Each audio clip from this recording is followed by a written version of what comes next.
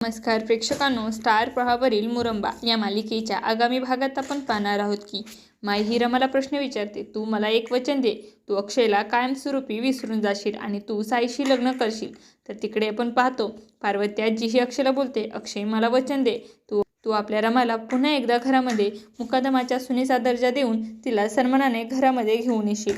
इरावतीला आवडो किंवा ना आवडो. आणि अक्षय देखील आजीला वचन देतो, आजी मी तुला वचन देतो, मी रमाला पुन्हा एकदा या घरामध्ये मुकादमाची सून म्हणून घेऊन येणार आहे आणि तेही सन्मानाने. तर इकडे आपण पाहतो माई ही रमाला बोलते, तुला आता जो फैसला घ्यायचा आहे तो आताच घे माझ्यासमोर.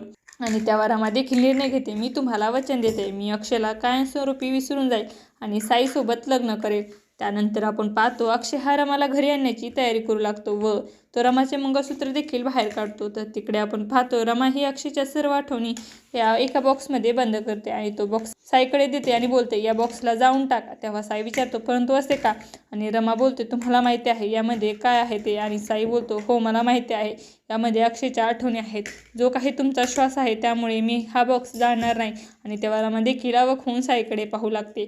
आता येणाऱ्या भागामध्ये साई हा रमाच्या मनाविरुद्ध जाऊन रमाशी लग्न करणार काय हे पाहणं अतिशय रोचक ठरणार आहे. तुम्हाला जर आपला व्हिडिओ आवडला असेल तर चॅनलला लाईक, शेअर आणि सबस्क्राईब करायला विसरू नका. धन्यवाद.